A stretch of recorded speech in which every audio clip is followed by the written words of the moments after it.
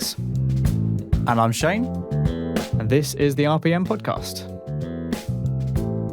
And welcome back to the RPM podcast, where Alex and I will be discussing the Russian Grand Prix. Now, I've got this massive grin on my face because who would have thought that the Russian Grand Prix would be one of the most exciting / heartbreaking Grand Prix this year? I mean, Spain was interesting. France was interesting. There was no way Russia was going to provide an interesting race. And here we are, a couple of days later, going to dive into every single aspect of this race, the highs and the many lows, the winners and the many losers. And I can't wait because we've just come off the back of Monza, where McLaren had this fantastic day and just a fantastic weekend. And now we've got to discuss McLaren, but in a slightly different light. Not necessarily a team fault, or it was just the weather which played into people's hands and didn't play into McLaren's hands. But unfortunately, it's not the result we thought we were going to get. But nevertheless, we shall discuss it. And Alex will dive into the McLaren bits later on as the McLaren fan here. But should we go straight into it, starting off with qualifying?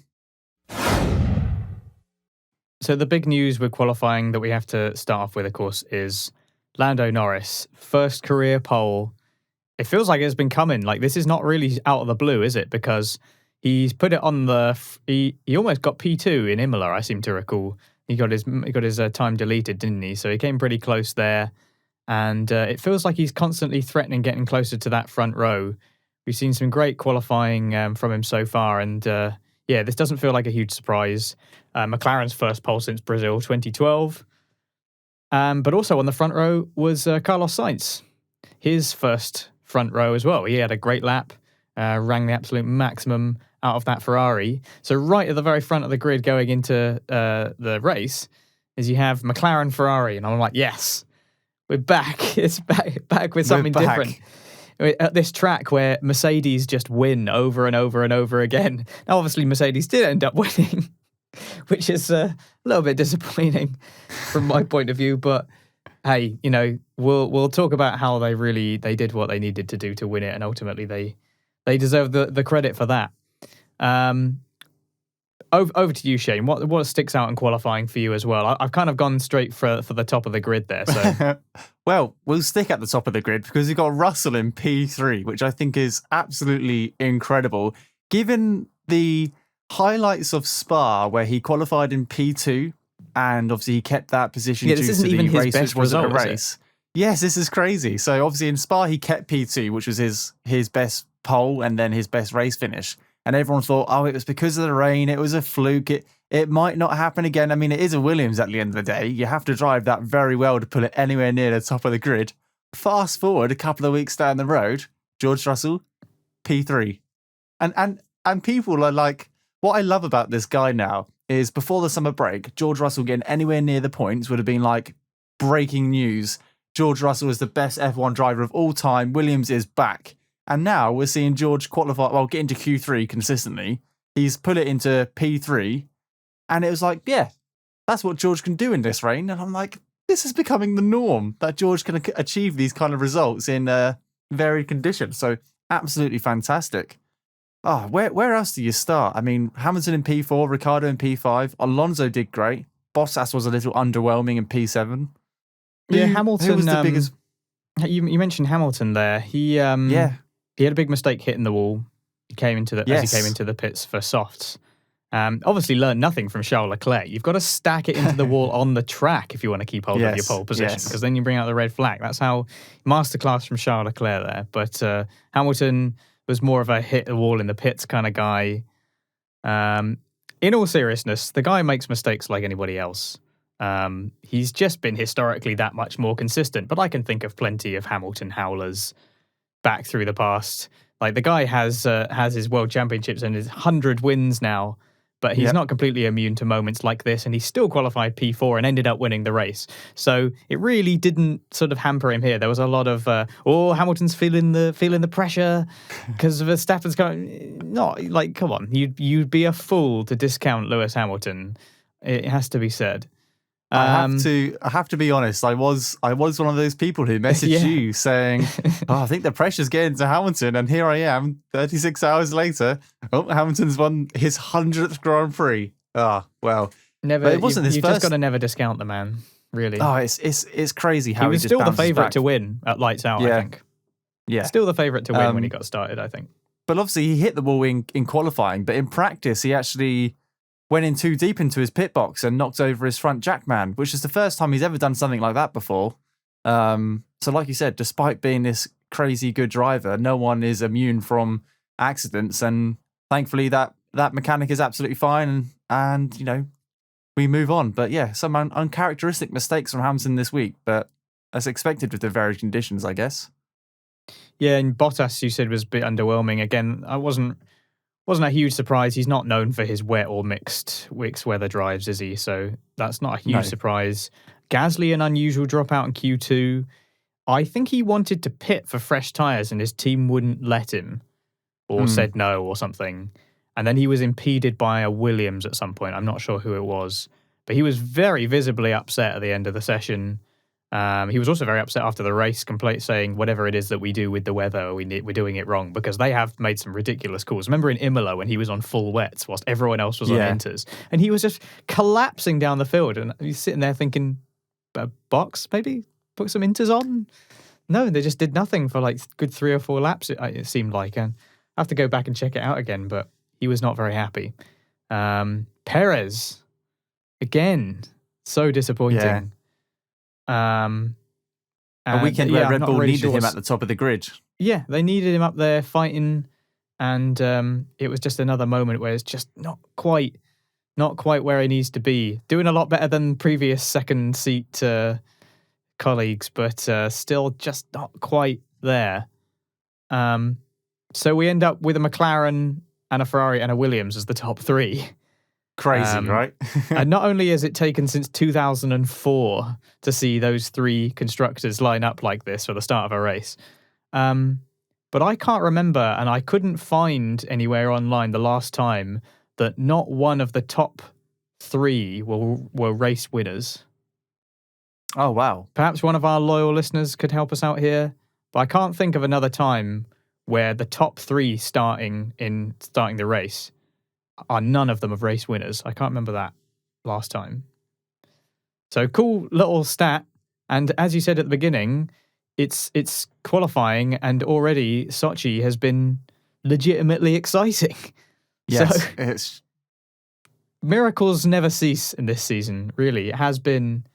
It is not an overstatement to say that this is one of the best seasons of Formula One ever. It's one of the best I've ever seen. Definitely. We've got 7 or 8 races left. And what makes it more interesting is that we're not quite sure how many races we've got left due to the nature of the pandemic as it stands. And yet the championship is still divided, separated by 2 points. This is hopefully going down to the wire. And the grin has come back, and I can't wait to just carry on with the season because it's been so good. We've had some incredible races, and I can't believe the Russian Grand Prix was one of them. It blows my mind. Anything is possible. Anything else you want to add from qualifying? No, that's all for qualifying for me. Okay. Yeah. I don't really have anything to add. I was going to give Alonso a little big up as well because he had a brilliant lap and potentially had enough for P5 or P4. 1.5 seconds faster than Ocon. That's experience, and that's Alonso. He really has come alive big time since I think he had like a power steering change, or he had some kind of thing changed so that the steering suited him better because he has a very particular steering kind of style apparently. He's been doing really well since then. So Fernando Alonso killing it for Alpine. So I'm going to start off. I'm just going to go straight into it because last time I reserved McLaren to the end because it was the good feels. We're going straight into it. And I was saving the good times for last time. This time... Okay. I mean, let's get it out of the way, shall we? Let's get it out of the way. I can't say I'm a very happy bunny about all of this. Talk us through it, Alex.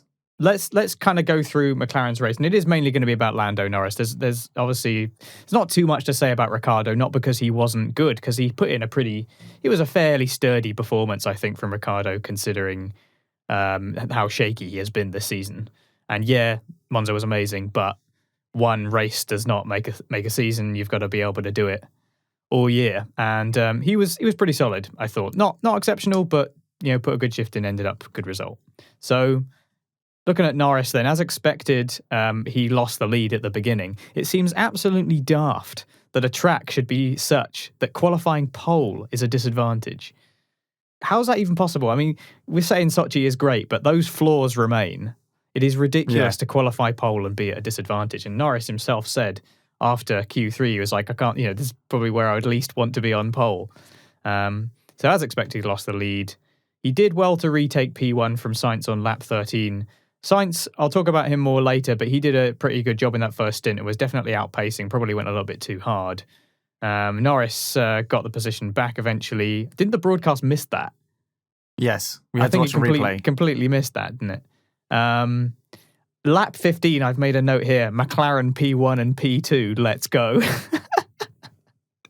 It's aged so poorly. Oh no, yeah, of course it has. Anyway, so Ricciardo was the one holding off Hamilton this time, which was interesting. Yep. But he had an absolutely rubbish pit stop.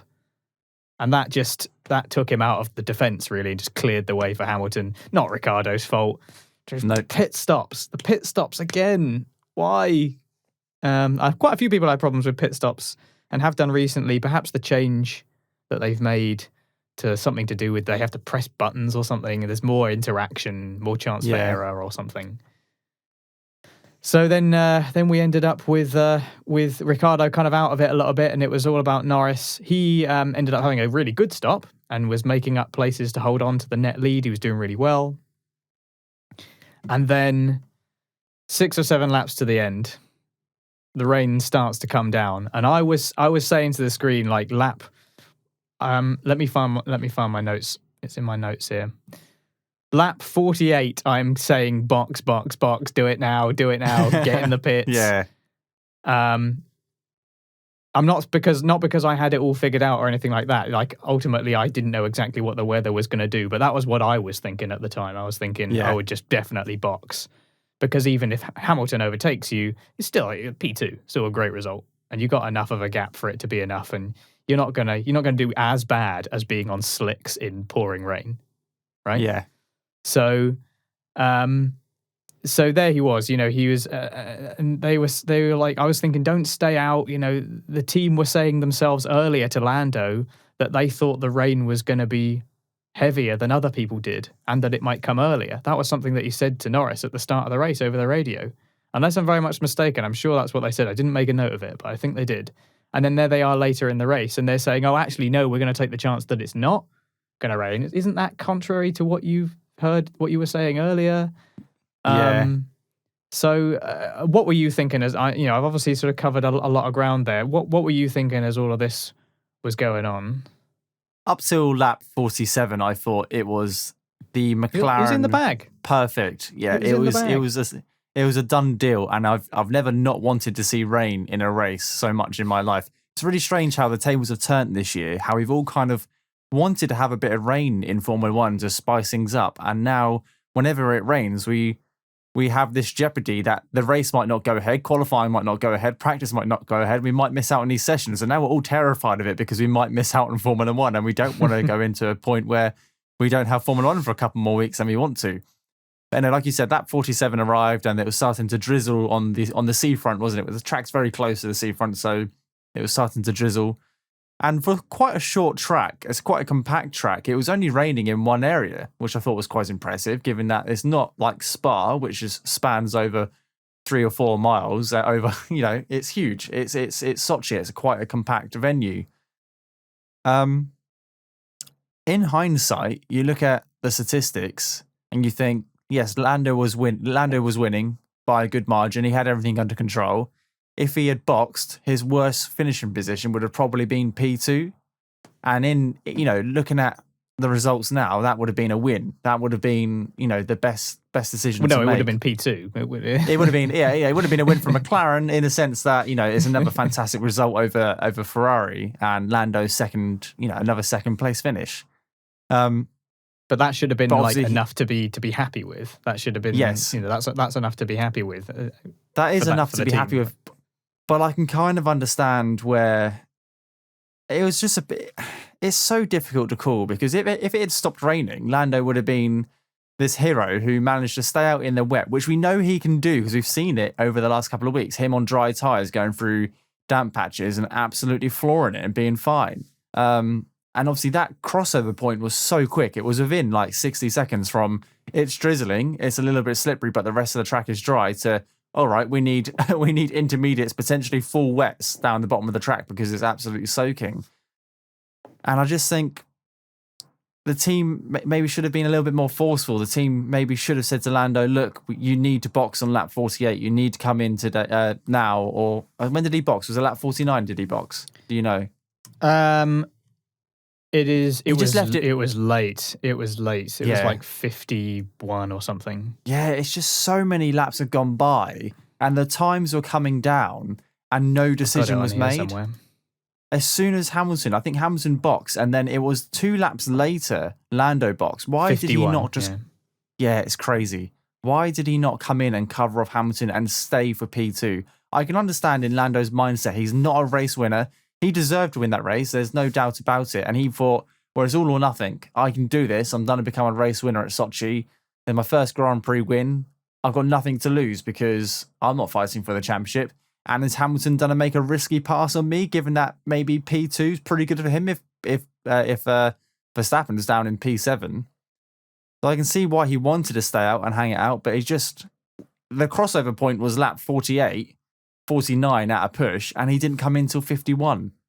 That gap there is what ruins McLaren's weekend, and it's actually really disappointing for both the team and Lando because there was a 2-lap window there where he probably should have come in on lap 49, and they still left it. Like he finished 87 seconds off the leader, and that was a 4-lap race from when he pitted. It's crazy how much time he lost. I don't understand why the team didn't overrule him or why Norris didn't think, actually, it's a bit too wet now, I should come in. Well, he did when it was too late. Yeah, the previous lap, sorry, just one more point. He went off when Hamilton was was right behind him. They were both on slicks. Lando went off a couple of times and only just managed to keep it out of the wall or bring it back on the track in a safe manner.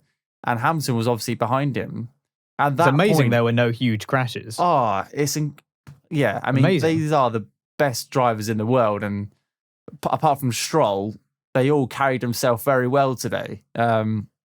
It's just such a disappointing result from McLaren, given what could have been. Could have been a good, easy P2, and they binned it. Yeah, I don't blame Norris because he was just giving the information based on how it was at the time because the team just asked him. The only interaction really was just, what do you think about Inters? And that was on lap 47, something like that. Which is when it only just started raining. It had only just started, yeah. And I think he was like, no, which was kind of understandable at the time. But then that was kind of the end of it. And the people who were threatening the position, your Sainz and your Bottas was coming through. Although Bottas actually had a big jump, wasn't he? He jumped the most at the end, didn't he? Jumped about 9 places or something. He was. We'll talk about Bottas later on and his performance. Don't you worry. But some of the some of the sort of people threatening him. Hamilton was in lap 49. Verstappen was coming up. He was clearly had the pace. Sainz and Ricciardo were both lap 48. Bottas was coming through. You have quite a few cars behind you that are on inters, and they're still insisting all the way up into 51. I mean, if they'd held it out to, say, lap 50, when Alonso and Perez did, there might have been a little bit of damage limitation, maybe a few places higher. But lap 49, when Hamilton went in and Norris didn't, that was the point that I thought. I genuinely thought to myself, I was like, it's over. You've lost it. Now there's no way to even finish in a sort of podium position, really. So, but the team, it's very hard. It's very hard to say, to sort of be like, it's the team being stupid. They should have known better. It's such a tough situation because I guess there was a chance that the weather might have done something else. But I was looking at it thinking, look at all these cars that are on inters. Get on with it. Do something, react. And they just didn't react. questions will be asked. I'm sure they'll have a conversation about it. Well, Ricardo just move on and focus on the next before, race. I'm pretty sure Ricardo boxed 2 laps before Lando did. So they had 3 laps, I think. 3 laps. They had their own data to go by. And I know Lando was fighting for the win, but there's a line. It goes from fighting for the win to fighting for the top 3 and now fighting to stay in the top 10. And it was when they said, okay, we're trying to fight to stay in the top 10. We should probably box intermediates. That was such a late call, especially when your teammate has been running the intermediate tyres for 3 laps. But Lando's time will come. And absolutely. And I'm just, as the saying goes, I'm not angry. I'm just disappointed. And it's a real shame. But ultimately, it should be mentioned that they're up against one of the best wet weather drivers and the team that has won here again and again and again and again. So, and is unbeaten technically since like 1913 or something. Yeah. So, a misstep from McLaren. A shame. It could have been a much better result, but it's still positive because it shows that this is a car that can fight for those moments on merit. And Norris's pace before all of that was immense, and he was doing a fantastic job. And like we said, it was in the bag. The guy drove fantastically, and it really just fell apart in that last little bit, really. But that's the depressing bit out of the way. I've got a little bit to add on to this, if you don't mind, with regards to the rain. You're going to extend the torture even further. I'm going to extend the torture. Two little points. First point. We're in agreement that this is one of the best races we've had this year, right? Despite the McLaren downfall. Yeah, I know. Like, from a non-biased point of view, it was one of the best races we've had this year. Yeah, it was. And yet still, somehow, it was a Hamilton-Verstappen 1-2, and it was one of the best races this year. There's that statistic, not doing us any favours. And also, from lap 47 to 54, I think was the final lap, there was one driver who didn't lose or gain any positions. Quite underwhelming, you might say. Can you have any guesses who that driver might be, Alex? If you were to guess? A driver who didn't gain or lose any positions in the last 4 or 5 laps. Last 5 laps.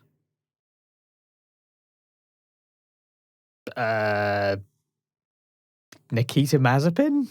Well, he retired, so correct. But it was also Antonio Giovinazzi. The most unrecognised, I don't even know how to describe the guy. He had all this stuff to try and play for. Mind you, he didn't have any team radio for the whole race. That situation especially, that must be really tough. Yeah. But if there was one driver who wouldn't make any positions or lose any positions, it would be Antonio Giovinazzi, the most absent driver on the track. I thought that was quite impressive. There was a moment where it felt like he might be starting to kick in a bit, but I don't know. It's gone. We haven't heard anything about that seat yet, have we? So no. He may fingers crossed, still, maybe. I think I don't know. Don't know how I feel. I feel like I'd quite like to see him there another year, but don't know. I mean, if Yuki's managed to keep his seat, then I should imagine that's anything true. is possible. Yeah, I have no idea how he's held on to that seat. He's been dreadful. He was dreadful in this race as well. He really was. Okay, so that's the depressing bit over and done with. Can I move on to something a little bit more? Yes, please. Well, not a little bit more interesting. I don't know where I was going with that. So we're going straight back to lap 1. It's the race start, and I want to talk to you about Fernando Alonso. Now, Alex, I assume you already know where this is going. Alonso took a pretty creative line through turn 1, completely going off the track and what looked like rejoining at full throttle. He didn't look at any point. And the point I'm trying to make is, so approaching turn 1, he was on the far left of the racetrack, and obviously it's a 90-degree right-hand turn. At no point did it look like he was going to slow the car down in time to make that corner. So he decided to go off the track, which you're allowed to do to avoid an incident, and he went through the polystyrene arrows, which is what he was told to do if he ever went off the track. All the drivers were briefed, and then rejoined at pretty much full throttle, keeping his position. If Fernando didn't do the exact same thing on the formation lap, I would have called this an accident and maybe one of these things to overlook. But because he did the exact same move on the formation lap and then repeated it in the race, I have some questions for you, Alex. Did he break any rules, considering how he rejoined was absolutely fine? Was this a tactical move to avoid the turn 1 carnage? And did this move deserve a punishment of any kind? Well, I feel like those questions give me more authority than I have. Well, you are now the FIA. Yeah, it's like apparently What do you make of the incident? Somebody's died to put me in charge of those kind of questions. Well, the first, is it against the rules, or did he break any rules? Yeah, did he break any rules? So as I understand it, if you are not going to make it past a certain point of the corner, you have to go round those bollards. Yep. And I think the rules, I don't know exactly what the rules say. If I should have actually looked these up, and I won't do it now, but I would imagine it probably says something about a specific point on the track, and that if the driver's unable to do that, they have to go around the bollards, otherwise they'll get a penalty. But I'm guessing it probably doesn't say anything about you have to actually have the intention to go round the corner in the first place. Yeah. And I assume that's what Alonso has done. I don't think he should get a penalty for it, because they've set up that part of the track, and it's their responsibility to ensure that it is a disadvantage to take that route. And they haven't done that. It's basically a straight line. You can just straight line through it, can't you? Yeah, yeah. I mean, fantastic spatial awareness from Fernando Alonso, because that gap between the two polystyrene he's found a great bits, loophole. Oh yeah, yeah. And if anyone was going to exploit it, it would be Alonso. Because they've essentially designated a sort of extra part of the track, really, haven't they? Yeah. It's not on the track, but at the same time, it sort of is part of it in a way. I'm not quite sure how the rules make it work. Like, you can go that way. Like, you are literally forced to take that route. Yeah. If you can't sort of make it on the normal part of the track, it's like a sort of surplus bit of track. I'm not quite sure how the rules handle it exactly. But it's a great little loophole that he's found to, like you say, potentially gain a reasonable advantage, it looked like. Well, he didn't gain any positions, but more importantly, he didn't lose any positions being on the outside of turn 1, where there was like 3 or 4 cars on the inside of him, which would have had the optimal racing line. So by coming off and then rejoining at a significant speed, and I don't doubt that it was in a safe manner, because he was in full control of that vehicle at all times, and he went through the arrows. He managed to keep that position going into turn 3 or 4, whatever it is, after the long left-hander. And what puzzles me is that this hasn't been looked into at all. Like, we're not going to be here next year. Well, no, we aren't here next year, aren't we? We've got one more race left, haven't we? No, I think this is the last one, isn't it? This is the last one at Sochi, I thought. Oh, okay. And then next year it's at some place in St. Petersburg or near St. Petersburg or something. Yeah.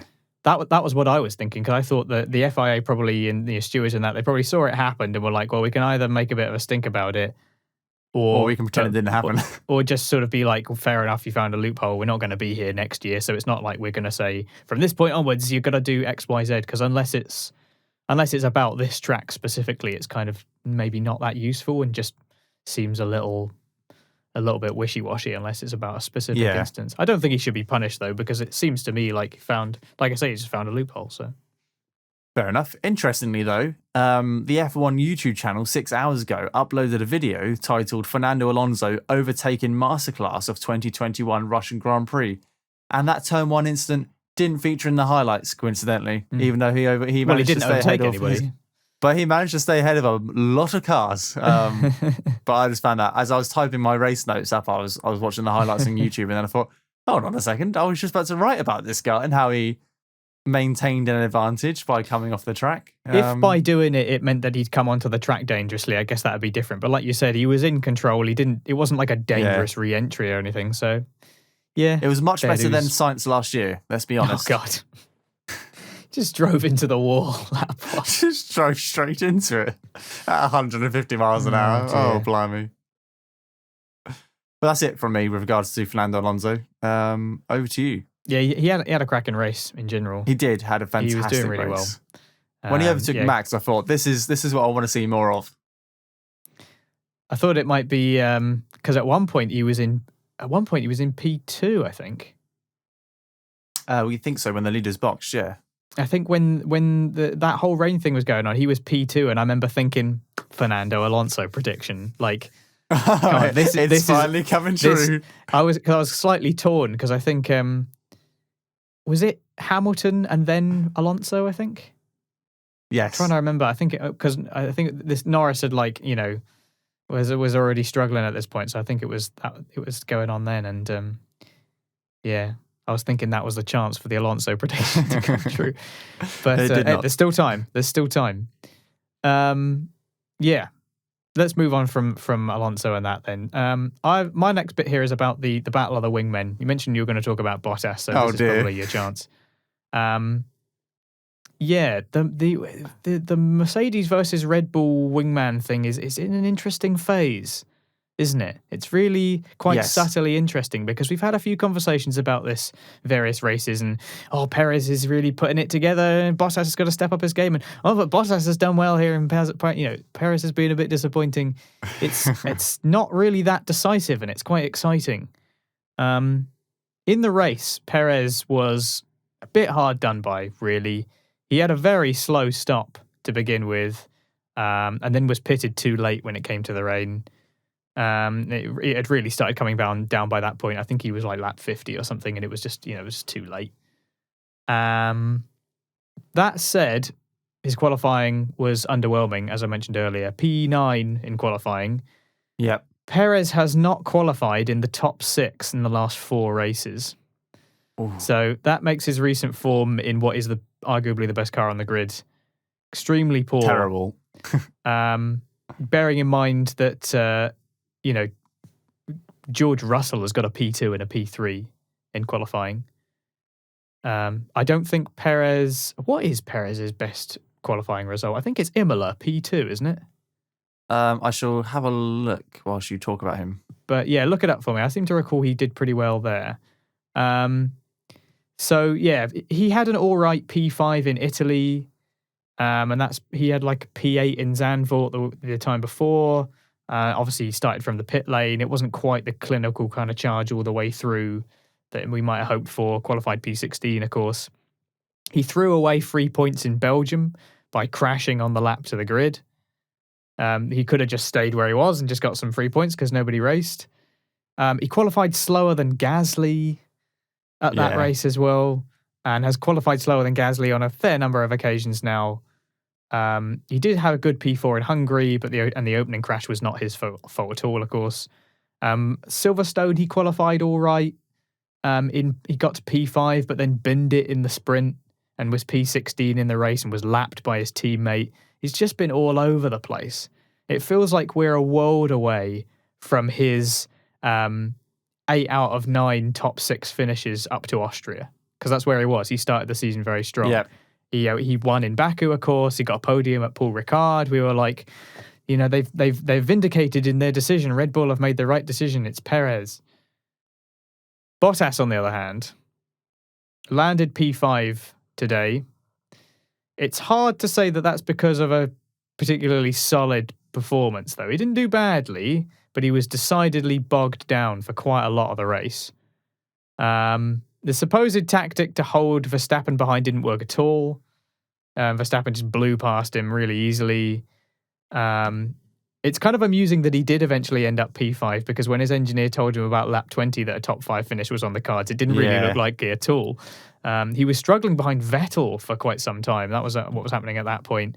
We heard Toto getting on the radio and saying something like, pass the cars ahead for points or something. It's like, is that how racing works? And then, but then the rain came along and he gained 9 positions.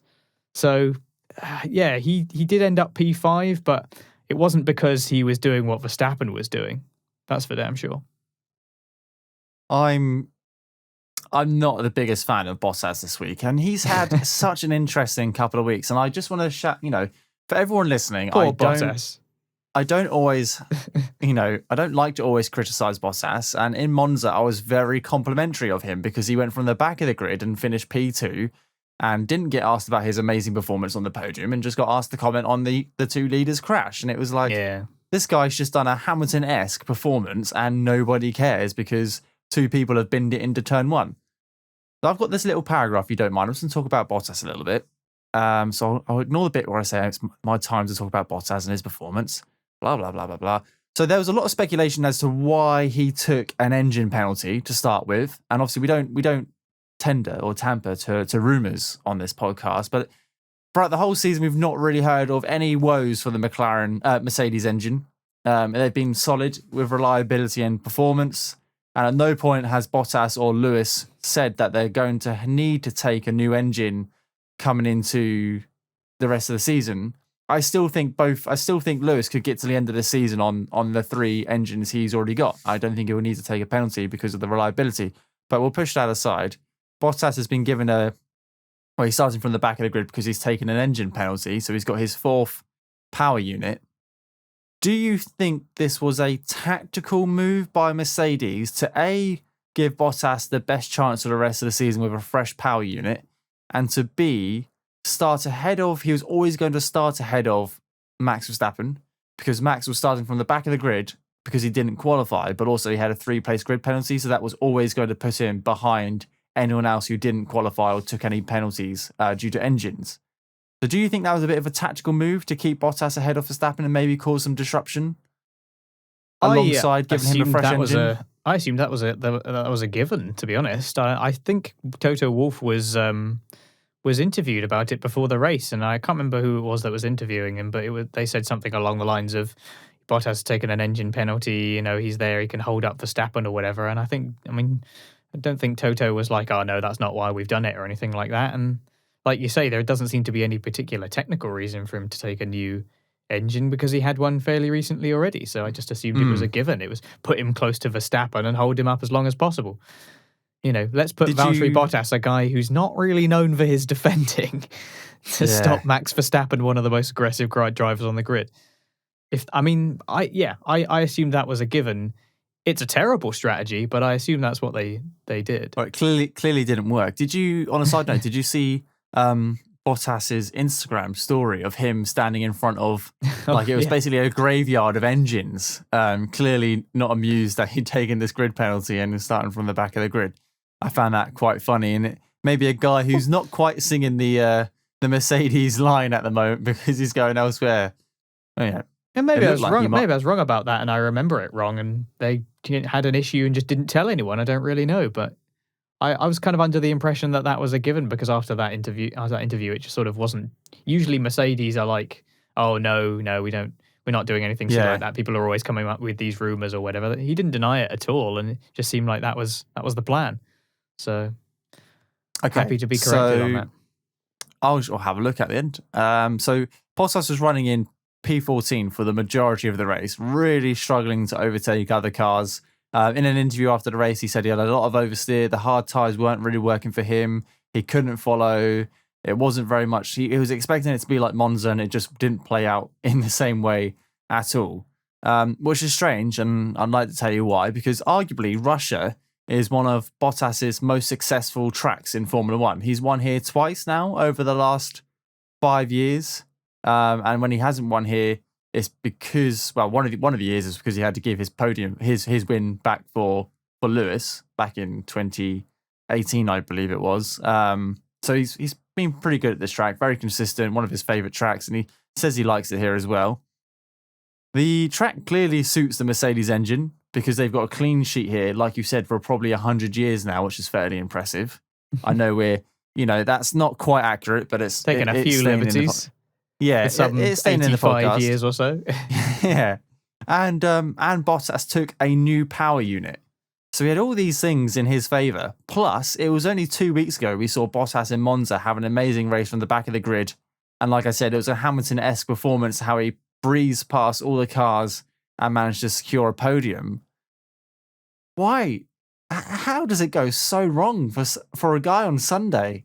Like, he's got a brand new engine on his favourite track where the Mercedes is the favourite car, and yet he was stuck in P14 for about 30 plus laps. Up until the rain hit, he was not going to finish in the points at all. And also, whilst we're here, should we mention how his defensive driving against Max Verstappen, he might as well have just gone, come on through, come make my teammates' life harder because I'm leaving Mercedes, and let's stress out Lewis a little bit. He just didn't do anything. He moved to the inside of the track, and Max Verstappen just went completely around him. There was no effort whatsoever. It's an interesting one, isn't it? Because we've talked before about Bottas's defensive driving or sort of lack thereof, and that often he tends to just keep. Sometimes he sort of takes to the inside to try and block them, but really just ends up ruining his own exit, his own line from the corner, and so they just easily overtake him. This is one of those instances where actually probably would have been better to try and squeeze into the inside a little bit. Just squeeze him a little bit. Like, look like you actually want to stop the guy from getting past. Yeah. You look at the onboards, you look at the moment between them, it's just a free overtake. I can't... Yeah. I'm so confused by that. Does he not see Verstappen? Does he just think, yeah, there he goes, you know? I just don't understand. There he goes, there's Verstappen. Okay. Max was probably approaching that corner thinking, right, it's a Mercedes, it's Bottas. He's probably going to try and make my life as hard as possible. All right, I've got to think about the championship. I don't want to break a wing or anything. I know Max Verstappen has a lot of capacity. I don't think he's thinking all of that on the way up to turn 13. He is. Of course he is. It's a simple corner. None of us have crashed out there in the game. He's checking his notes. Yeah, he's like, what I must not do in this race, crash into the other Mercedes. But he's probably thinking, I need to be careful because it is a Mercedes. They are our championship rivals. I should probably execute a little bit more caution than I would do if I was overtaken an AlphaTauri, for example. And then he gets alongside Bottas, and Bottas is just like, come on through. Nice to see you, mate. Go catch up to my teammate. He's in P7 at the moment. You should be with him in a couple of laps. There was just no effort whatsoever, and it just puzzles me. It really, really puzzles me. The lack of defensive driving, the lack of any attempt to try and slow down that Red Bull. Like, they were going into sector 3. If he had held that position into that corner, Max wouldn't have got past him probably into the long straight, which, to be fair, is fair enough because it's a long old straight. With DRS, you could fly past someone. But there was just no effort whatsoever, and it's just embarrassing. The thing is, right, it's kind of cathartic in a way to have these kind of complaints. And Bottas has become a little bit of a punching bag for it. And we ourselves in this podcast have gone a bit back and forth with for goodness sake, Bottas, why can't you do this? And then, he is capable of a good performance every now and again. And it's not been there's no need to be nasty and kind of, we ourselves have these waves with Bottas. Let's look at the kind of the way things stand really, because we talked before about how it seemed like he might be emboldened or improving in form because of the announcement of this Alfa Romeo move. And I said that I thought that was very presumptuous. Sorry. And what? I just laughed at the thought of him relaxing and becoming a better driver, because this performance just really doesn't No, it doesn't suggest that, does it? But nonetheless, if you look at his performance so far this season, because I talked about Perez and obviously went through what he had done so far. Bottas has got 8 podiums so far this season. He is P3 in the championship right now. It just all comes back to what we've talked about before, which is as long as he does what's necessary to keep Mercedes in the title fight, whilst Hamilton challenges for the Drivers' Championship, he's doing what he needs to do. Bottas is P3 in the Drivers' Championship, and Mercedes are top of the Constructors' standings. So, he's kind of doing more or less what he needs to do. At the moment, he's doing better than Perez. So yes, he's in that sense he is pulling his weight, and like I say, as I've said multiple times now, I feel like a broken record. He kind of doesn't need to be spectacular. He just needs to do just about enough to keep Mercedes in it and to give Hamilton the space to do what Hamilton does. He's just a wingman, isn't he? It's just the best so wingman. sad that he is just a wingman. Couple of stats to go with your point there with regards to Perez and Bottas. 31 points separate them in the Drivers' Championship at the moment, so actually pretty close, which is why we keep on going up and we keep on going for and against both of these drivers every other race. They're pretty evenly matched. But interestingly, if Norris, and I hate to bring it up, if Norris had won this race, he would have retaken P3 in the championship, and then would be having a completely different discussion probably. But yeah, those two drivers, back to your original point, Bottas and Perez, the battle of the wingmen. It's close. It's so close. It's like, I just don't understand. It's exciting to talk about because obviously you've got Hamilton and Verstappen, which are 2 points away from each other. And then you've got Bottas and Perez, who are only 30 points away from each other. And that in itself is still quite close. And obviously, they're all playing for the Constructors' Championship. Well, the wingmen are. They're not really playing for themselves anymore. They're playing for the Constructors' Championship. So it's very interesting. Very interesting indeed. Yeah, that's an interesting interplay. It does feel like the pendulum has swung again towards Bottas for now. We'll see how things play out. Right, what's next? I've got a quick point to make about some old teammates at it again. So maybe not the most obvious talking point of the weekend. However, I wanted to give a mention to how brilliant it was to see Charles Leclerc and Sebastian Vettel race each other so hard, side by side, but in a completely clean manner, which is something we've not necessarily seen a lot of this year. We've had they weren't good at that with teammates, were they? No, they weren't. And it was quite nice to see it. All this was happening on lap 10 when Max was making his charge through the field. So Max was actually watching this. He had a great view, probably better than any of us because of the horrendous TV direction this weekend. We only caught a glimpse of it. But looking back on onboards on F1 YouTube or F1's Twitter feed, you can see the whole thing. And they are side by side for over half a lap, but giving each other just about enough room to make it fair racing. And it was just brilliant to see. And like you said, those two drivers have not always had the cleanest history in their past, but actually to see them two fighting on track was a pleasure to see. And really enjoyed it. Leclerc was another one who hung it out far too long, wasn't it? I mean, he did. Yeah, I have no idea how he didn't put it in the wall. And Vettel, I don't know. He seemed to kind of struggle all weekend. Really, he wasn't very happy about going out in Q2. No, it was a classic Aston Martin weekend, wasn't it? It was a bit underwhelming. Yeah, very kind of a bit anonymous. And Stroll was doing all right, but made a bit of a hash of it and ended up with a penalty because he spun Gasly around, didn't he?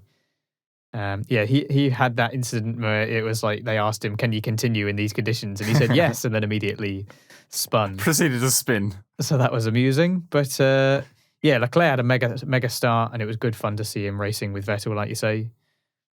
They've gotten a bit better at that, I think. It's just so many instances of them driving into each other, and they had a few moments as Ferrari teammates, didn't they? Yeah. But you've already mentioned Stroll, so I might just add on to this. That for a guy who's had a really up and down F1 career since he started, obviously he came in as a pay driver. We all knew who he was because of his dad. Didn't really have a lot of respect throughout the fans, but actually he's done a very good job over the last couple of years. He's put it on pole once. I think he's been on the podium a couple of times. Started to really gain the respect of probably his fellow drivers and the fans alike. And we can now see why he's in Formula One because he's actually quite a good driver, especially in changing conditions. That seems to be where he excels quite a lot. But this year, I just feel like he's undoing all the good work he's put in over the last couple of years to gain people's respect. Because once again, we've seen Lance Stroll and Sebastian Vettel collide on the track. And it definitely looks like it was 100% Lance Stroll's fault because Vettel was clearly on the outside of him. And there was a wall between Vettel and this car. And Stroll just drives into Vettel, pushing him into the wall. And, luckily it was a light tap. But at one point, the questions were raised whether his steering or his suspension column was broken or whether his steering column was broken. So it could have been a bad impact. They actually touched again coming out of that corner. And like you mentioned, he also spun around Gasly. So, and that's just in the Russian Grand Prix. I don't have my notes for the previous races, but actually we've seen how many times him and Seb have come together and how many times Lance has hit other drivers as well. He's really got to calm it because he's building a bit of a reputation for himself.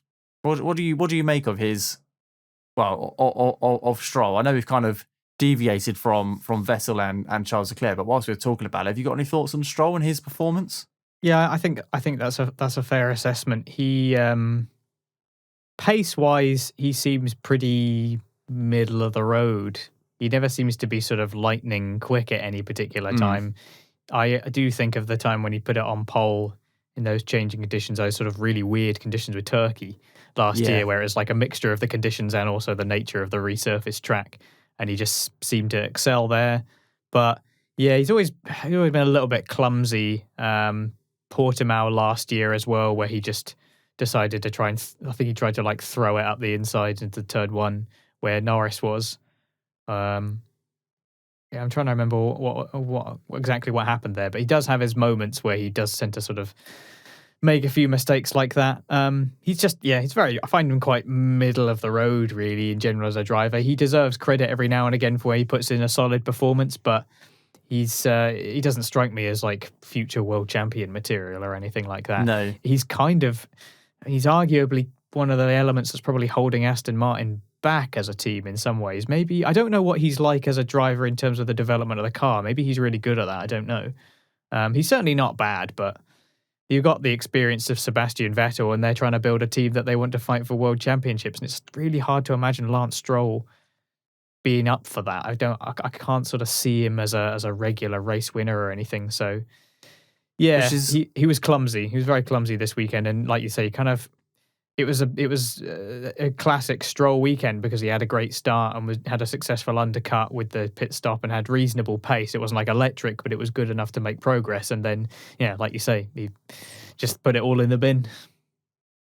Yeah, it's strange because if this is any other driver we'd be talking about, we'd be like, well, if an F2 driver makes an appearance and it looks promising, he'd probably lose his seat and someone else would come in. A bit like, we're talking about Yuki and Antonio being a little bit underwhelming and causing problems for the team, or not, because actually Antonio I don't think actually causes problems. I just don't think he does anything. But Yuki's obviously been quite controversial this year with regards to his thoughts and opinions and his driving style. But Stroll's quite lucky that, and I don't mean to sound horrible, but he's quite lucky that his family are so heavily invested in Aston Martin. Because that really takes the pressure off his performance, because I can't see him losing his seat.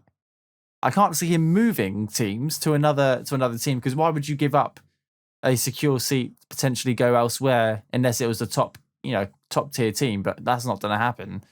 But he's constantly making these mistakes. So it's a really weird situation. You've got Vettel, who's beaten him in the championship by 11 points. Vettel, who's a 4-time world champion, obviously brings the experience, brings the you'd like to think develops the car quite well. And I'm just struggling to understand what Stroll brings apart from the family name. And that sounds terrible, but his performance has been so underwhelming this year and he's causing issues. Vettel is, of course, also like a big commercial draw because absolutely he's Sebastian Vettel. So obviously he's a figure of some importance. And so he's good for that sort of thing, PR and all the rest of it.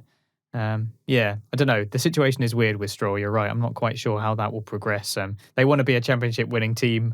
I can't see how it's going to be with Lance Stroll at the wheel, but not at the moment anyway. Maybe I'd be proven wrong in the future, but not at the moment. It feels that way.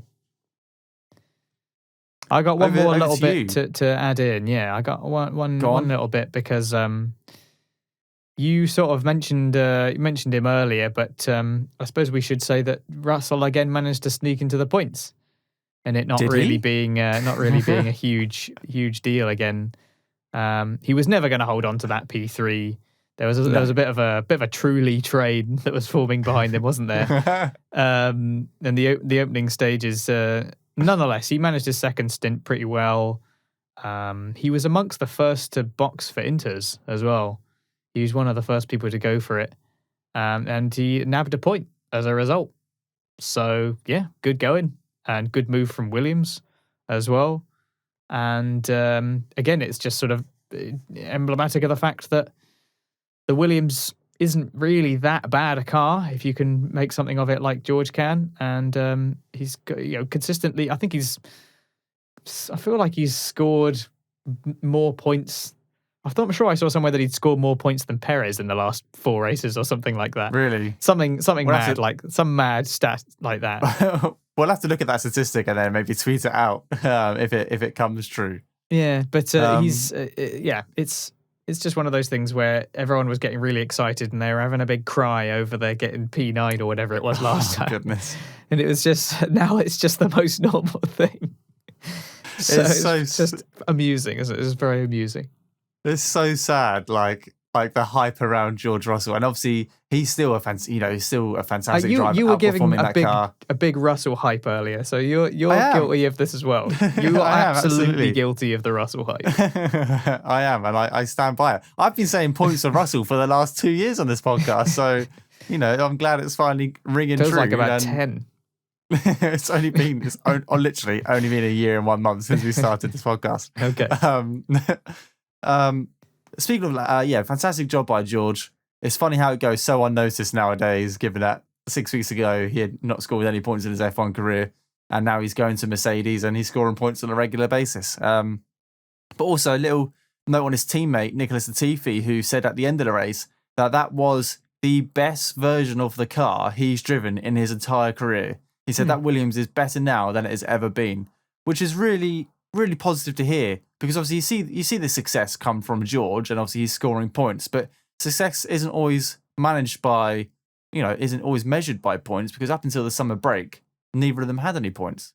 So actually it was just what they said about the car, and I'm really glad to see that any development, any improvements they're trying to make are going in the right direction, and clearly they're finding the right path for next year when Alex Albon and Latifi are teammates.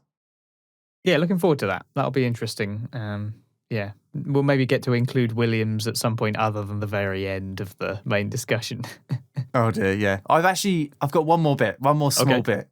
And I'm not sure, I just want your thoughts on this, and I'm very interested to see where you go. I hate to bring him up again, Lando Norris. Eventually boxes for intermediate tyres. He slides over the white line, goes back onto the race track, and then drives back into the pit lane, crossing the solid white line. Now, obviously, we understand the circumstances as to why he didn't maintain control of his car. We've seen multiple cars slide this week in qualifying, practice, and in the race. Penalty, yes or no? Again, I seem to have been given a Take off your position of McLaren real hatch. authority for some reason. I noticed you're not wearing your McLaren t-shirt this week. No, I'm not. For the third week in a row. I'm only wearing my McLaren underwear today. You can't see it, thankfully. The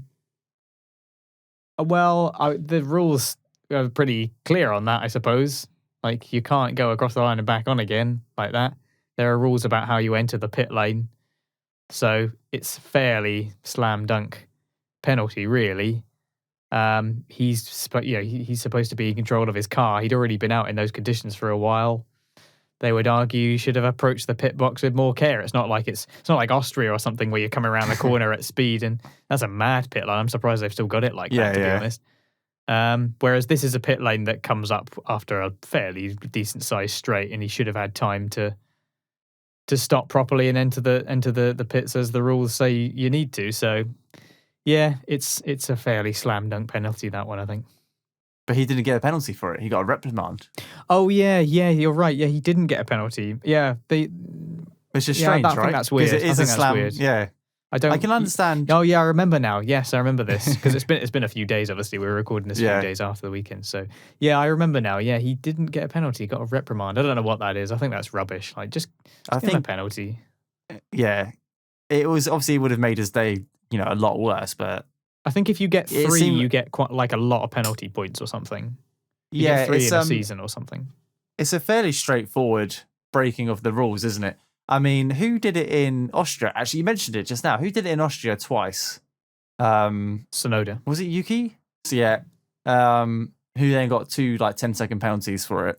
But that was in a dry track on dry conditions. Maybe they looked at it and said, would it have been more dangerous for Lando to continue on another lap on a dry set of tyres than it would be for him to cross back into the pit lane and box for a safer set of tyres? I don't know. I honestly thought that's it was not really the issue penalty. at hand, is it? Like, the issue is going into the pit safely. Yeah, I mean, Channel 4 said it was a slam dunk penalty when they saw it. Penalties for hypotheticals, like. Yeah, everyone who with any say, so Sky Sports, who was broadcasting it, and Channel 4 both said that's probably going to be a slam dunk penalty due to it's a very simple rule you've broken and got away with a reprimand, which is very interesting. And obviously, as a McLaren fans, it goes in our favour, but also I don't take any pleasure in it, to be honest. No, but it should have been a penalty. But but just strange that it wasn't. Yeah, that is a weird one. Maybe they don't want to, because he's on eight penalty points, I think. He is. So maybe the rules would have said they would have had to give him another 2, and then he'd be 2 points away from a race ban. But which is crazy. I don't think that would affect their decision. I hope it wouldn't. No. But yeah, that would be a potentially sticky situation. But yeah, weird one. Don't really understand it. They obviously felt there were some kind of mitigating circumstances that we're not entirely privy to. So it's just one of those things where you have to shrug and say, well, we're not the ones making those decisions ultimately. Right, that's it from Alex and I, from the main talking points of the podcast. But every week we ask you guys to email in, tweet in, send us your thoughts and opinions on the race. And we got a fair few. Well, we got a lot of. We got an email this week, which is great, and we got a couple of comments from you guys on Twitter. Some really in-depth comments as well. I like to see where this is going to go. So we'll start off with from Arkless Kyle, and he says there was 92 overtakes this year, but only 24 of them were broadcasted, and yet viewers have to pay crazy amounts of money to watch something they aren't getting their money's worth. Is it Sky's problem or the Russian TV's directors, and should it change? What do you make of that, Alex? Forthright from at Arkless Kyle on Twitter. Thanks for your message. 92 overtakes, really. That's quite a lot. That's a huge amount. Presumably that includes all the stuff that's going on in the wet as well. So a lot of that is sort of technically an overtake, but not like somebody battling for position per se. The broadcasting was definitely pretty poor this weekend. There were lots of instances that were missed. There was times when the commentators missed. I think there was a point, in fact, it was when Norris got past Sainz, I think. The commentators didn't even spot it, I think, for at least like a minute or so, it felt like. Lots of things being missed, lots of shots of just the leaders, shots of like Lando going round, and there's other things going on track, great, I'm happy that Lando is on screen a lot, I guess, but, there's a race going on here. It does feel like they're asleep at the wheel sometimes when you, the person watching it, there seems to have a much better perspective than the people who have all the technology to look at any possible angle, and, sometimes it just, you wonder if perhaps they can't see the wood for the trees. As for the comment here about whether they're getting their money's worth and the like, I kind of have to agree, really. Like, if you're paying for Sky and you're paying all that sort of stuff, and you get bleeding adverts as well, maybe that's a little bit of a tangent, but it does seem like they're taking the mickey. I think they know that their contract time is coming to an end. When does it end? 2024, I think it is. Oh, man, it's still so far away, isn't it? Did you see that Netflix are apparently looking at taking it on? Which is interesting. I cannot wait for Sky's exclusivity deal to end. It's horrible. It's absolutely horrible that you have to pay that amount of money. It's so expensive. It's so expensive. It's just horribly exclusive, and it's not helping people get into the sport at all. And I hope that it does change. As for the TV director stuff, I'm not really sure if that's specific to Russia or if it's something to do with this particular race. That I just don't have any information on, so I don't really know what to say about that. But certainly in regards to Sky, they are taking the mickey because they know that it's going to come to an end at some point, and I certainly hope that it does. Unfortunately, it means they're going to rinse us for everything they can before they go, no doubt. Yeah, I would quite happily see Formula One go to a streaming service other than Sky TV, because like you said, it's an extortionate amount of money you pay for one channel and watch it for probably 5 hours a week if you manage to catch every single session. And yet, I think I'm paying upwards of £30 a month for it. It's absolutely crazy to watch three races if I'm lucky, if there's a triple header. I would love it to go to Netflix. I would really like it to go to an on-demand service, because Now TV has a package where you can buy like a race for like $9.99 for the race weekend, which is great if you can watch it live, but it doesn't allow you to arrive an hour late home from work. Still a tenner for a race, though. Yeah, but that's cheaper than Sky Sports over the year. But it means that you can't... Actually? I suppose if it's like 23 races, 230 quid as opposed to 30 quid a month. Yeah, that is cheaper. And they do a deal at the start of the F1 season. They do like 20% off your yearly pass for Sky Sports on Now TV. But the problem is, it worked perfectly in my old job when I had every single weekend off and I could commit to watching it live. But whereas now I come home from work at, say, 7 o'clock on a Sunday evening and need to watch it on demand, now TV doesn't allow that, whereas Netflix potentially would because it's a streaming service with an on-demand feature. It's got to change. Like you said, we could talk about how it's awful for hours, but 2024 honestly seems like years away, but hopefully it comes around quite quick with a couple of interesting F1 seasons and we can bin off Sky Sports forever and ever and go to something a little bit more cheaper. I would quite happily welcome, despite all the issues, F1 TV to the UK because we can buy the basic package for like $3.99 a month, but we get telemetry and the timing screens. We don't get any video until... I didn't even get any video at all because of the exclusivity to Sky Sports F1. It's just crazy. Whereas other countries can pay a tenner a month and watch any car, any point, on demand, and the last 50 years of F1 races. I know it has its problems, and obviously it's got better over the last couple of years, but it's still so much better than paying hundreds and hundreds of pounds a year for Sky Sports.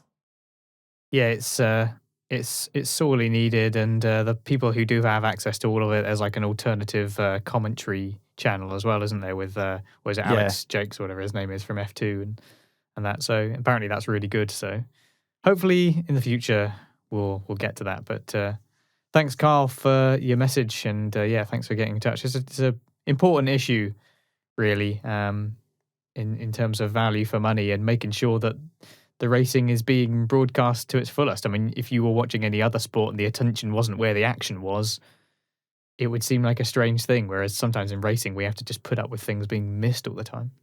Yeah, and on a side note, we've got Lando Norris, who's coming through the field and looking really positive, as looking really, he has loads of potential going into the future over the next couple of years. Russell's going to Mercedes next year, and Hamilton's going for his 8th World Championship. We've got 3 British drivers, and the country where we can't watch it unless we pay hundreds of pounds a year is Britain. It's absolutely crazy. That's all right. But they're making up for it with lots of British bias. Exactly. But it just doesn't... Which is only half a joke, fans. to be honest. It's only half a joke. Yeah, I can't help but kind of agree that there is way too much focus on... But, it's fair enough if it's just kind of a national broadcast. Because if you watch, like, the French commentators, obviously they go mad for, like, Pierre Gasly or whatever. And that's good. Yeah. That's great. There's nothing wrong with that. But if you're then responsible for, like, an international broadcast, you then think, rein it in a little bit. Like, come on, it's not cool now. It makes me think of that time when...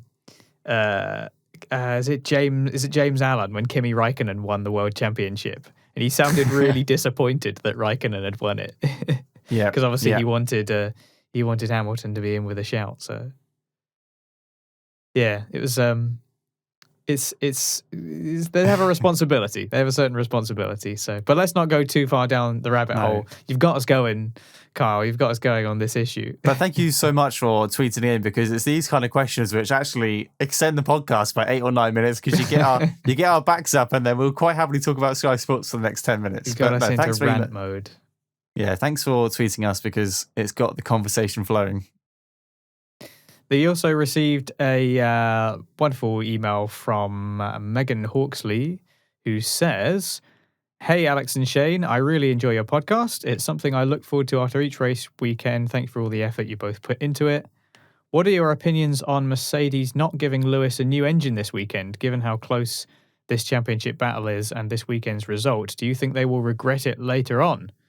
I also wanted to ask, is there a track coming up that would benefit the McLarens again and hopefully give Lando another chance at a win this year? Or is it more likely to hope for next year and the regulation changes? Thank you again and have a great day." Well, firstly, thanks, Megan, for such a lovely email, and glad you're enjoying the podcast. Shane, let's take a look at these questions. Firstly, what are your opinions on Mercedes not giving Lewis a new engine this weekend? Well, we kind of already talked about the whole engine penalty of Bottas, but not so much on Lewis's side. I think them not giving Lewis an engine penalty this weekend suggests that they're fairly confident that Lewis can get to the end of the season on the 3 allocated engines he has. Otherwise, it would have made perfect sense to try and get Lewis and Max on a level playing field starting from the back of the grid, whilst both of them taking a penalty. So by them not taking a penalty, it kind of suggests to me that they're their primary objective is to try and go to the end of the season on his current 3 engines and see if they can achieve that. That would be interesting if they could make that, because another, 7 races to go, or 8 So we've got races to go? Turkey, United States, Mexico, Brazil, to be confirmed, Saudi Arabia, and then Abu Dhabi. So 8 then. Yeah. Okay. Yeah, I suppose it is possible. If general reliability, maybe not if you're Aston Martin, they've had a few issues. But yeah, if that's what they're going for, then I guess it's well played. There seemed to be some talk that I was seeing that it was sort of inevitable and that was going to happen at some point. I don't really know. But yeah, maybe you're right. Maybe they'll just try and go to the end. I don't really know what the expected lifespan is. I feel like 8 races would be pushing it a little bit. When did he last have a new engine? It must have been... I'm trying to remember when he would have had a new engine last. I don't remember. I assume the assertion is that he's used the 3 already. I think he's used all 3 of them. Is whether he can eke out enough for the last 2, because I think the first one is a different iteration of the engine. It's a lower spec, so... Oh, okay. Yeah, I'm not really sure when he would have taken. Yeah, don't they? It's an interesting one. Not 100% certain on that one, if I'm honest. The second question was, is there a track coming up that would benefit the McLarens again to give Lando another chance at a win, or is it more likely to be next year? I think the most likely track for McLarens to do quite well at would be the United States. Because McLarens like high speed, top speed kind of circuits. We've seen that over the year. And they've also got a really good aero package as well. The United States is very similar to Silverstone in some aspects, but it's also similar to Austria with the fast flowing corners, and Monza as well with the long straights. So potentially a positive weekend at Austria. It's really hard to comment on Turkey because we had the track surface last year and the rain as well, which caused some issues. Mexico is a Red Bull circuit and has been for the last couple of years. They seem to do quite well there. Brazil could be pretty good at Brazil, to be fair. That's a power circuit as well. We don't know about Saudi Arabia. Abu Dhabi, not sure. Alex, what track shouts out to you would be McLaren's most potential track? Yeah, the United States seems like a reasonable shout. It definitely has. It's definitely a reasonable power track. I would probably think that the Saudi Arabian Grand Prix might be a reasonable venue for him, because it's supposedly a sort of very fast street circuit. And when you look at the layout, there's a lot of faster. There's some, obviously they have to have the classic monster straight that also has some bendy bits in it. So that's a possibility. Brazil, I'm not 100% on, because there's like the last bit, obviously, which requires a decent amount of power, but a lot of it is, there's quite a few slow corners as well, and all those undulations as well. I'm not certain how well the McLaren handles that. I've had problems with reactions to wind, so conditions will obviously make a big impact as well. Yeah, Mexico, you'd think it's got that whacking great big straight, but then a lot of it is actually quite winding, and you have to be sort of careful. There's also the air pressure as well, because it's quite high up, isn't it? Yes, yeah. So that can also throw a few spanners in the works. I came into this race just thinking about, wins for Lando. I came into this race seeing Lando on pole, and I wasn't expecting him to win. Like, obviously, it would be fantastic to see him to win, but it wasn't the result that I expected. I thought going into it, Hamilton's still the favourite to win this, because Mercedes have such a good record here, and he's Lewis Hamilton. Like, how often do you see Lewis Hamilton get in P4 and then just stay there for the race? You just expect him to go up the grid. That's what his reputation is going to build on, really. So I would love to see more wins, but I'm not counting on it. I just want to see more battles for getting on the podium. That would satisfy me as a McLaren fan, because there's nothing wrong with wanting a little bit at a time. You don't want to get greedy. Having known what McLaren are like in the past, and having gone through all that before, where you think, we're doing it, we're making inroads, and then it's another season of just depressing nonsense. I've been there, been through that. So I'm happy with steady progress. I'm okay with that, and Lando continues to be fantastic. So you never know, but I think those few tracks maybe a reasonable reasonable chance. But thanks so much for your emails. Very kind of you. Good to hear from you. And do get in touch again. Throw us some good questions. Moving on to RPM legend Dave Doherty. Thank you so much for tweeting us again, Dave. And he has said, I'm split by Hamilton and Lando. Lando was at the sharp end, and it was great to watch Lando race Hamilton. Hamilton is clearly the GOAT. That's my take. So I think Dave's asking us to pick between who had the upper hand this weekend and who would have won it if it stayed dry. Potentially that's where this question's going. If I was to answer that, my money's still on Lando. Had the pace the whole weekend, and when Hamilton did close up, he managed to put a little bit of a gap and keep him out of DRS range, which is exactly what he needed to do. And Lando said at the end of the race that he was very comfortable on tyres and fuel and pace on the dries. Over to you, Alex. Yeah, I'd like to think that Lando would hold it together if it were dry. But even with the wet conditions, aside from strategy and all the rest of it, I couldn't help but think, Hamilton is so good in the wet and has just done he's just done some ridiculous drives in the wet that it just felt like it was advantage Hamilton as soon as the drop started to fall. Hamilton is clearly the GOAT, says Dave.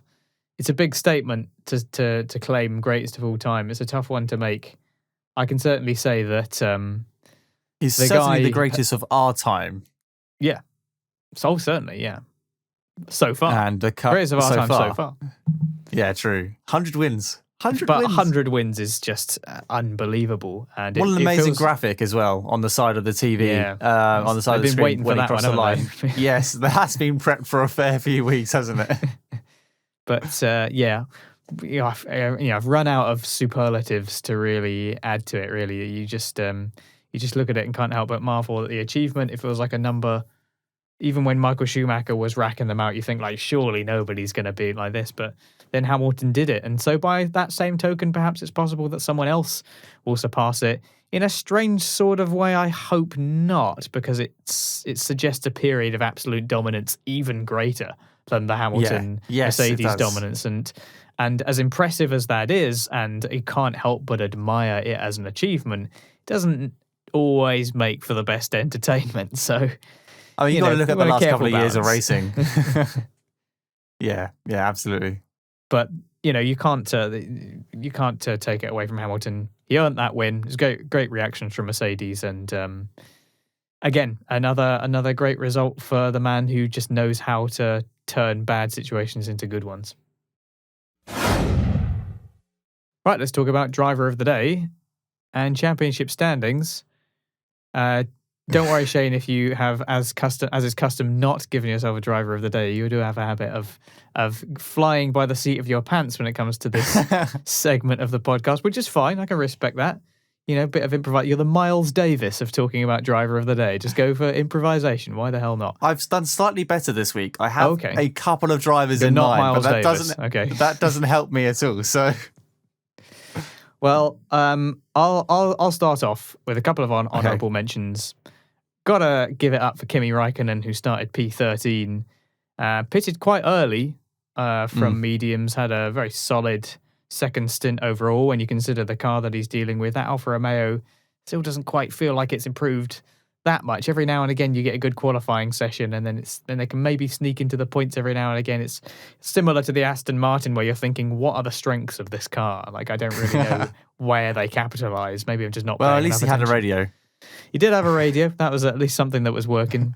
He timed the switch to the Inters very nicely, though, and ended up P7. So very underrated drive from the departing Iceman. Also, I think an honourable mention, and I'm sure I'd like to think that you'll mention him as well. Got to give it up for Max Verstappen. From back of the grid to P2, no safety cars, no red flags. It's quite something. It's basically a win for them in many ways, because it's the absolute maximum they could have asked for, really. It's hard to feel like the win was ever really on. It was still a way off. And the rain, I think he gained, 6? How many places did he gain? 6 positions? 5 positions? He was on. Yeah, he was 7th on lap 48. Yeah. So yeah, P2. Yeah, so he gained like 5 positions or so. Played the rain to perfection. So He did falter a bit on the mediums, though. He wasn't so great in his second stint. And actually got overtaken by Alonso at one point and was like losing out in a few places. So I think he burned it a bit hard on the second stint. So not quite a perfect drive, but very, very, very good. And for Verstappen as well, you have to factor in the Verstappen factor, the fact that you just you expect him to be pretty brutal, and he was. But my driver of the day is Carlos Sainz, who did very well to take the lead. Obviously got the slipstream at the start, but he was decidedly quicker, it has to be said. Like right at the beginning, he was really pushing hard and held Norris at a reasonable length for about 13 laps.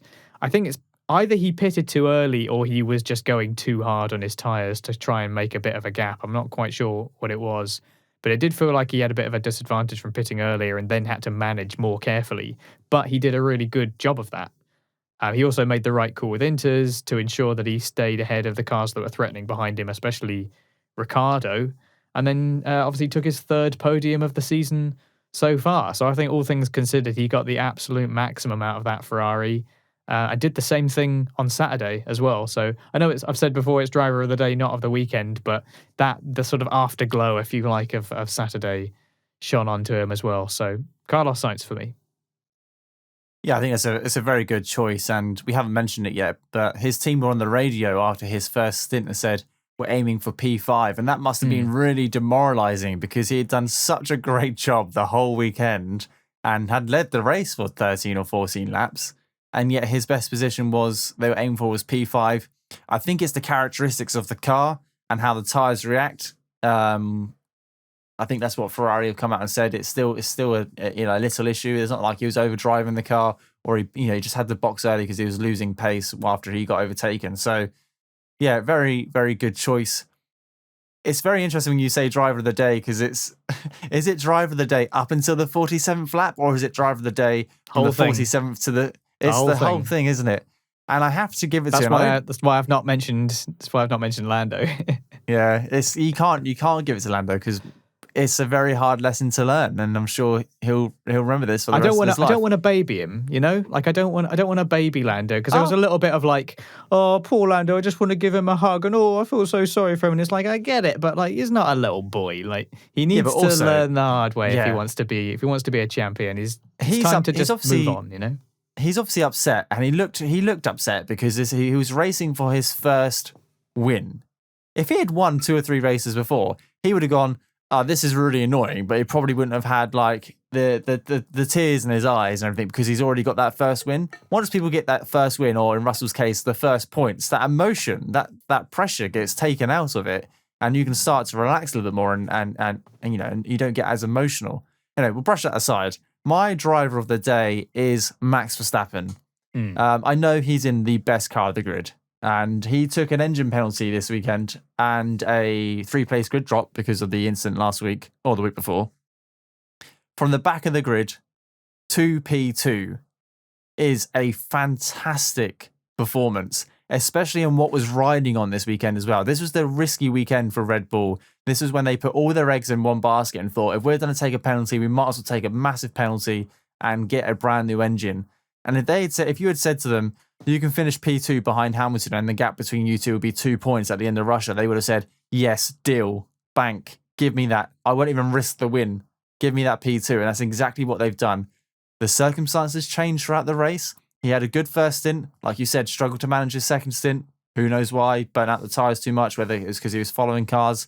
And Alonso got past him, which I thought was great. But then he bounced back during the wet. And actually, if you go back, and I recommend anyone who's listening to this, go back and find Red Bull's Twitter page and watch his onboard for the final couple of laps, because it is incredible, that onboard of Max Verstappen. Again, it goes to show why we didn't see that with the TV direction, and why we saw Lando trundling around at 50 kilometers an hour on dries when there was hundreds of overtakes, almost 100 overtakes happening throughout the whole race. And I would have loved to have seen Max do it live, but great video. Fantastic comeback. Did everything he needed to do this weekend to secure as many points as possible. Max Verstappen gets my driver of the day. Nice. Well, let's look at how. And of course, the official the official driver of the day was Lando Norris. But I think that was more of a sympathy vote, wasn't it, than anything else? And that's not to say that he didn't have a fantastic drive, because of course he did. He did do really well, but it's almost he like also you could have done a lot better. I don't know. I feel like you have to sort of take in the overall end result as well, and for me, I think principally from my personal point of view, like I said, I just don't want to. I don't want to baby the guy. Like it's a tough result, but sometimes sometimes things got to play hard. The biggest good problem for me for him in a way, really. Is the extra lap or two between intermediates, or for going on to the intermediates. If he had boxed on lap 49, fair play. You finished P2, you probably got driver of the day, and you would have got my driver of the day. But there's the extra 2 laps, which really puzzled me. But we've already it went a bit too and, far, didn't it? It just went a bit too far. Yeah. Anyway, let's look at how that has affected the standings. So take us through the top half of the driver standings then. Okay, so not still. We have a new championship leader for the 2021 season. It's Lewis Hamilton back on top with 246.5 points, with Max Verstappen on 244.5. 2 points separate the top 2. This season is fantastic. The best season we've had in Formula 1 since I've been alive, probably. And I can't wait to see how the final 8 races pay out if we get 8 more races. Bottas maintains P3 with 151 points, with Lando Norris with 139. Sergio Perez, 120 points, with Carlos Sainz, 112.5. His teammate Charles Leclerc with 104. I think it's very interesting that Sainz is still beating Leclerc this season. I think that was maybe wasn't what Ferrari expected, but I'm glad to see that actually that Leclerc isn't the golden boy at the moment, and he's having to work for it. He can't just walk away with it like he did with Vettel. It's this race that he's leapfrogged him, I think. Is it? I think so, because he's got 112 over 104. He came true. P2 and would have got 18 points, and Leclerc didn't score anything. So, but it's good to see those two so close, nevertheless. Daniel Ricciardo slowly making his way back up the grid from his slow start to the season, it's safe to say, but he's got 95 points, and I expect he could be P7 or P6 by the end of the year. You don't know if he continues to do quite well. Obviously, you've got that Ferrari and McLaren battle.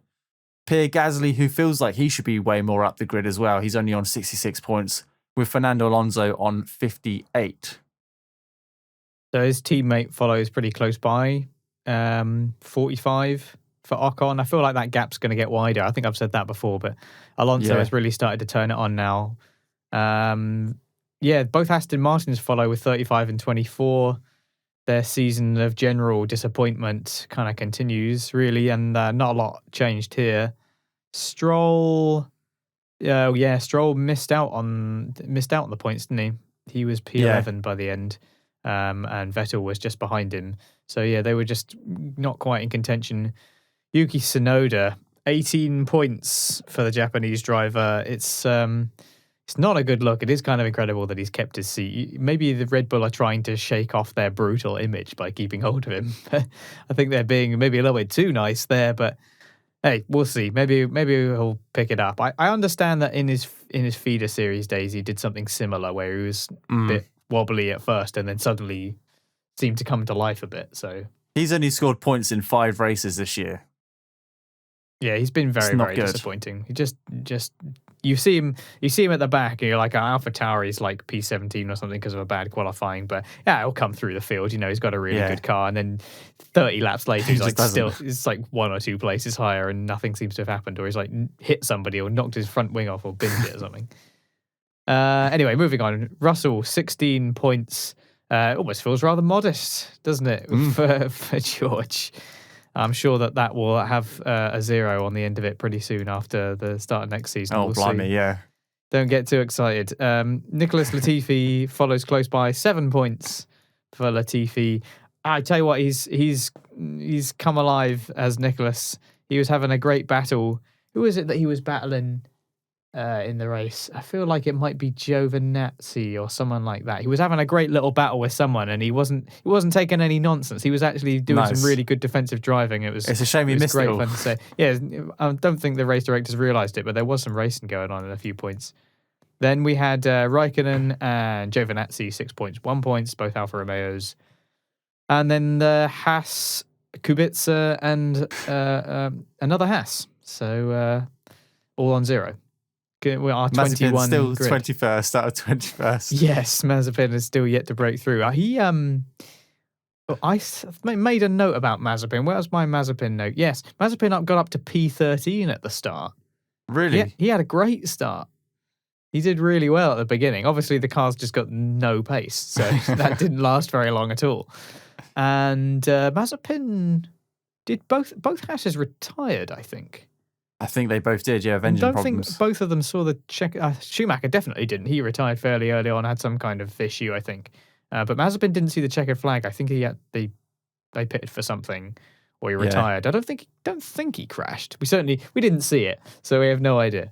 But do you think he'll be able to make it up to at least P20? What's Kubica's highest finishing? Felt like it's going to be like 14th or 13th or something. Oh, it's a surprising mountain to climb, really, isn't it? Yeah. But it's difficult to imagine if we'll get there. What's his best result? Oh, 14th. 14th. That's a big ask, to be fair. Yeah, it's a surprisingly big ask for a Haas, isn't it, really? But then again, Schumacher must have got it or equaled it or something. Schumacher got a 12th. He got a 12th, okay. In Hungary. So it's not impossible, and we'll see. But I'm not holding out any hope to see anything other than Mazepin at the bottom of the stack. Let's move on to the constructors then. So Mercedes are very much in the lead of the Constructors' Championship now, 397.5 to Red Bull's 364. So there's a race win in that. So there's a small gap starting to form potentially. McLaren close by 234 in P3. Also a slightly stronger lead potentially forming to Ferrari's 216.5. Those 0.5s are so crude. It doesn't look right, does it? With 103 points, and they're starting to, they've got into triple figures now. They've made it, which is encouraging. I think I'm trying to remember. I'm just going to very quickly look up the standings for last year's championship, because where did Renault end up? They had 181 points by the end of the season. So they're there or thereabouts, aren't they? So they're starting to look like they could have a very similar result overall, which I guess is signs that they haven't fallen apart. They were P5 last time, and they're P5 at the moment. Can't imagine them going much higher, but AlphaTauri and the teams beneath them haven't had the consistency to do much more. So P5 feels like they're planting their flag there, it feels like. In P6, we've got AlphaTauri, who, looking at last year, probably should be doing a lot better at the moment with 84 points. Aston Martin Mercedes with 59 points. Williams in P8 with 23 points. I'd like to think there'll be a couple more single digits added to that towards the end of the season. I don't think they'll go back to their ways of not scoring points for a while. Georgia's done it quite consistently at the moment. 4 points finishes in the last 5 races, which is pretty impressive. And Latifi's scoring points in 2 of the last 5 races, which is much better than this first half of the season for both drivers. So I can see that number going up. Alfa Romeo Racing, 7 points. They've a good handful of points this week, which securely puts them above Haas, which are still on 0 points. And like you said about Alpine, I feel like Haas is just going to sit there in P10 with Alfa Romeo in P9. I don't think much change in the bottom 3. All to play for in the top down to P7. Right, thank you very much for tuning in and listening to our Russian Grand Prix post-race discussion. It has been a blast. It was not the podcast I was expecting to record when we finished Monza and we knew Russia was coming up. But here we are talking about the best race of the season so far. Little asterisk above that, personal opinion only. But what a race it was. And in 2 weeks' time, we move on to Turkey. So if you've got any more thoughts or questions, then you can tweet us at RacePerMinute on Twitter, or you can get in touch at raceperminute.com or commenting below if you're watching on YouTube. If you've enjoyed this episode, please give us a like rating wherever you get Race Per Minute. It's really, really, really helps us out. It's the algorithm. We're not sure how it works. If we did, we'd have hundreds and hundreds of views, but we don't. But the thumbs up shows us that you like the content we're producing, and it just gives us that little bit more of a job satisfaction for a job we do for absolutely free. But we love it and we'll continue to do it. And if you really like what we do, consider subscribing from wherever you get your podcast. If you want to support the show and help keep the quality content coming and receive some lovely rewards, you can do by donating as little as £1 a month at patreon.com/RacePerMinute. That's it from me. Alex, any final thoughts about the Russian Grand Prix or any thoughts about the Turkish Grand Prix coming up? What I will say is that Istanbul Park is a great track.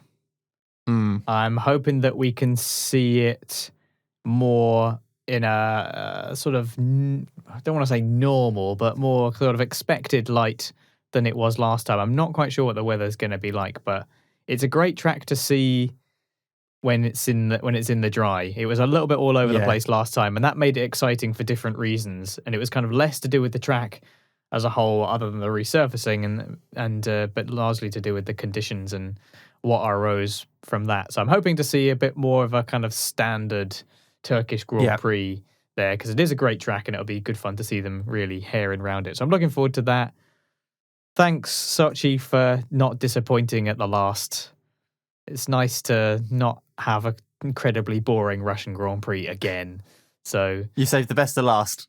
Yeah, why not? So, and we're looking forward to seeing Istanbul Park back on the calendar. All right, that's all from us, and we'll see you next time. See you then.